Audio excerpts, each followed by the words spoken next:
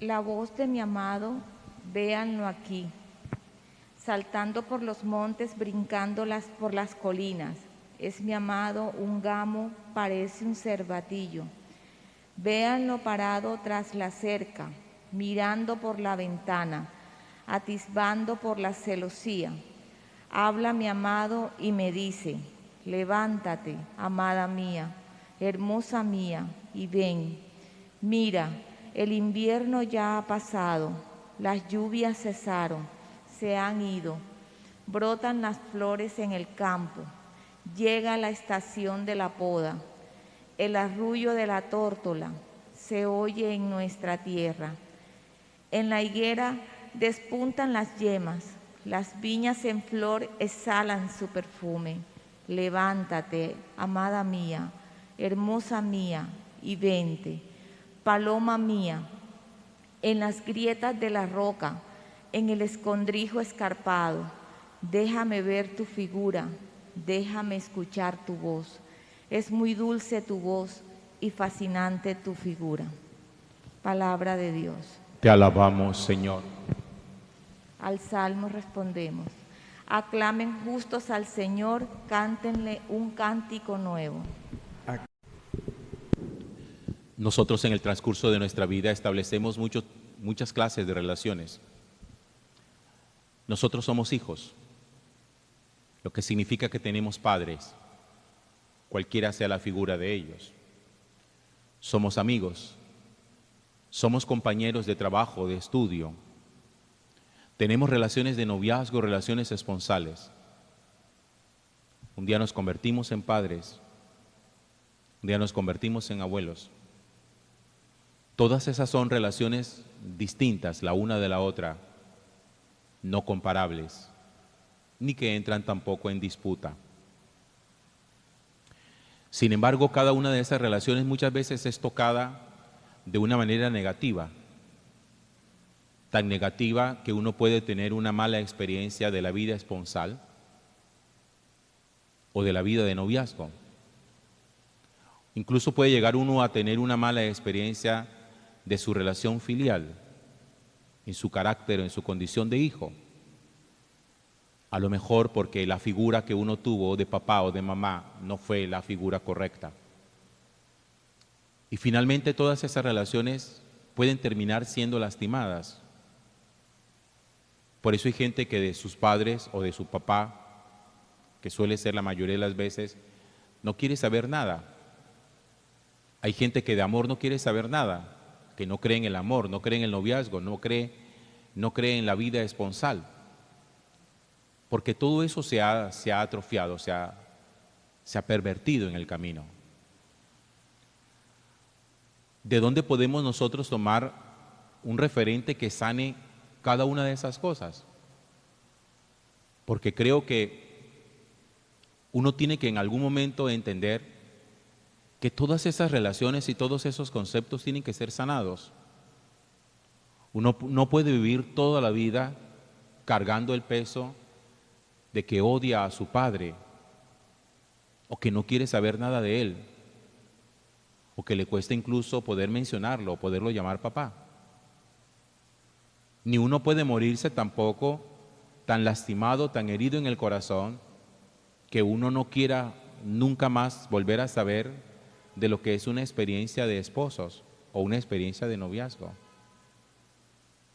Hay gente que cuando se siente burlada en el noviazgo, en la esponsalidad, se sienten tan dolidos que se dedican entonces a lastimar a todo mundo. Si a mí me lastimaron, ahora me dedicaré yo a eso. Me voy a sacar la espinita. Todas esas relaciones necesitan ser sanadas. Uno necesita caminar por el mundo con un corazón lo más sano posible. Usted no puede andar por ahí orondo, cargando odios y resentimientos. No lo puede hacer. No va a ser feliz nunca. Va a vivir amargado toda la vida y va a morir lleno de tristeza.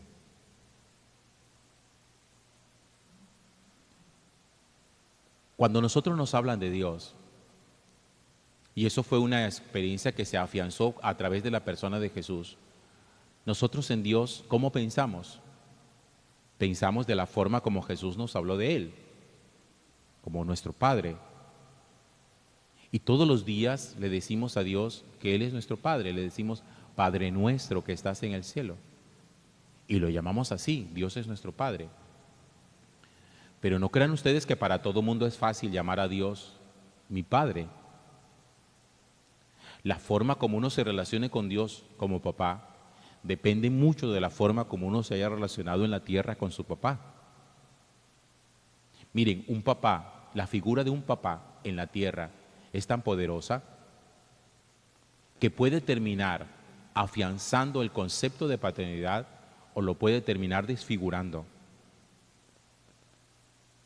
Hay gente que no es capaz de concebir a Dios como su papá, porque la experiencia terrena de la paternidad es tan dolorosa que no quieren repetir eso.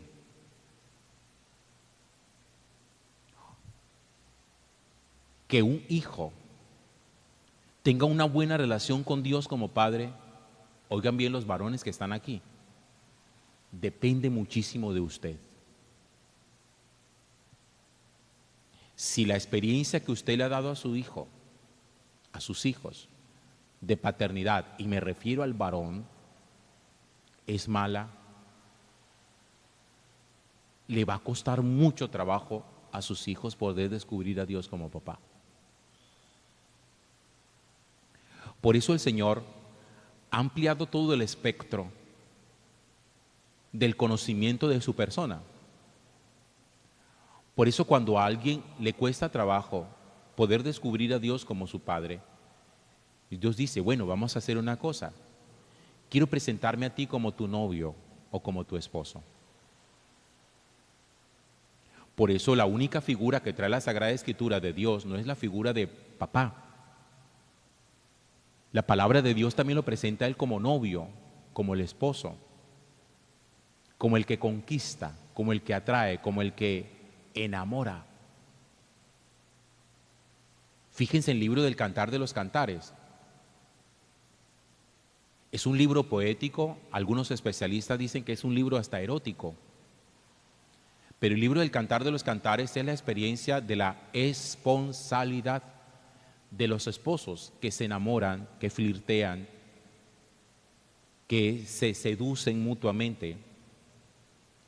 Y fíjense que este libro fue metido en la palabra de Dios precisamente para mostrarnos a nosotros cómo Dios, cuando la relación con Él como Padre se lastima, puede llegar a presentarse a nuestra vida como el novio, como el esposo, como el que enamora, como el que seduce. Por eso ese lenguaje tan bonito que parece un poema de la primera lectura de hoy, que está tomada justamente del Cantar de los Cantares. Dice, es mi amado un cervatillo, véanlo parado tras la cerca mirando por la ventana. Habla mi amado y me dice, levántate, amada mía, hermosa mía. Mira, el invierno ya ha pasado, las lluvias cesaron. Ven, amada mía, hermosa mía, paloma mía, déjame ver tu figura, déjame escuchar tu voz. Es muy dulce tu voz y fascinante tu figura. Miren cómo lo expresa. Es como el esposo hablándole a la esposa o la esposa hablándole al esposo. El pueblo hablándole a Dios, el Dios hablándole al pueblo, para que lo podamos descubrir de una nueva forma. Por eso cuando uno en la vida necesita sanar las relaciones que haya tenido cualquiera que sea, si usted quiere sanar su relación con sus papás, usted tiene que aprender a descubrir el nuevo rostro de Dios como papá. Si usted quiere sanar su relación esponsal porque le fue mal, porque hubo cuernos, qué sé yo, golpes, infidelidades, humillaciones, cualquier cosa de esa, si necesita sanar su corazón de esposo o de esposa, tiene que aprender a descubrir a Dios también en la esponsalidad. Dios es el único que le permite a uno poder sanar eso. Que por lo menos no ande uno por ahí por la calle y por la vida arrastrando una estela de dolor, de sufrimiento permanente. Hermanos, yo no concibo que uno viva toda la vida arrastrando dolor por algo que a uno le hizo daño. Eso me parece inconcebible. Necesitamos que eso sea sanado, pero para que sea sanado tiene que ser expuesto delante de Dios. Ustedes saben que a veces hay enfermedades que a uno le da vergüenza exponerlas delante del médico. O le da vergüenza decirle al médico, contarle al médico cuál fue el origen de su enfermedad, porque uno sabe de dónde viene, pero uno no lo quiere reconocer porque le produce vergüenza. Y hay cosas en nuestras relaciones delante de Dios que nos puede producir vergüenza, pero que si no las ponemos ante Él, no las van a sanar, no se van a sanar jamás. Si usted simplemente lo que hace es que las tapa, que las oculta, que las evade, que le quiere echar tierra encima, no lo va a sanar jamás, hermano. Nunca lo va a sanar. Tiene que exponerlas delante del Señor. El corazón del esposo y de la esposa se sanan cuando uno descubre a Dios como el esposo y la esposa. La relación con nuestros papás se sana cuando uno aprende a descubrir un nuevo rostro de Dios como papá, en grado superlativo. Que Dios es esposo, pero no como los esposos de la tierra. Y que Dios es papá, no como los papás de la tierra, sino en grado superlativo, en grado de perfección. Que si aquí mi papá no supo ser papá, voy a dejar a Dios que sea mi papá. Si aquí mi marido, mi mujer, no supieron ser esposo mío o esposa mía, voy a permitirle al Señor que Él sea mi esposo y mi esposa. Entonces el Señor no se restringe al hecho de que sea solamente un concepto. Además, porque Dios no es un concepto, Dios es una experiencia de vida.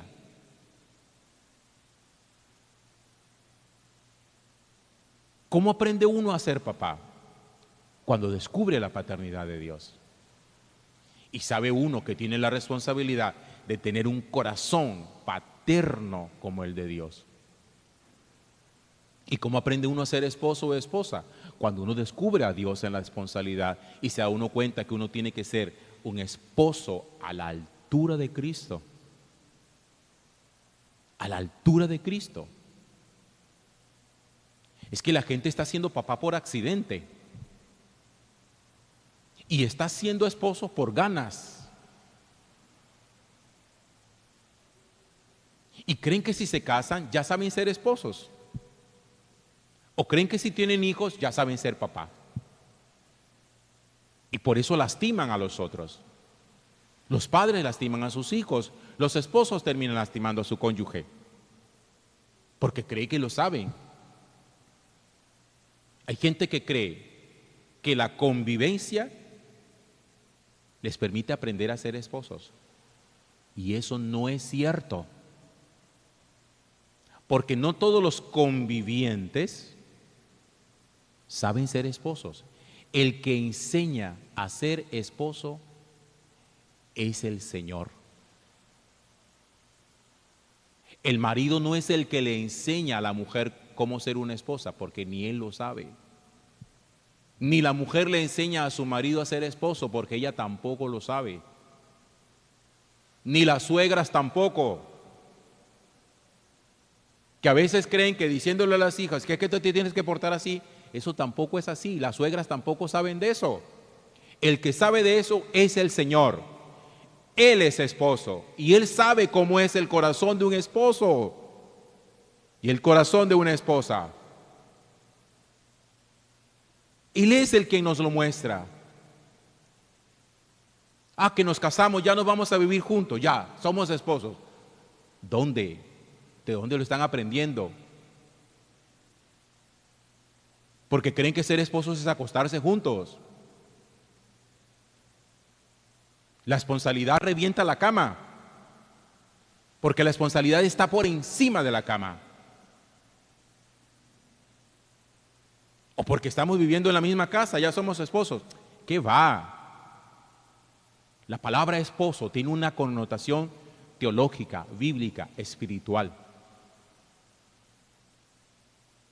Y por eso el apóstol San Pablo, en la carta a los Efesios, va a decir esto: maridos, esposos, amen a su mujer como Cristo ama a la iglesia. Dice cómo. Cristo, sin haber tenido mujer, es esposo, porque Él es el esposo de la iglesia. Y dice la palabra de Dios que dio su vida por ella, que la santificó, porque Él es el esposo de la iglesia. Y dice la palabra de Dios que dio su vida por ella, que la santificó, la alabó, la purificó. El esposo verdadero santifica, purifica, lava. No es el que se acuesta conmigo.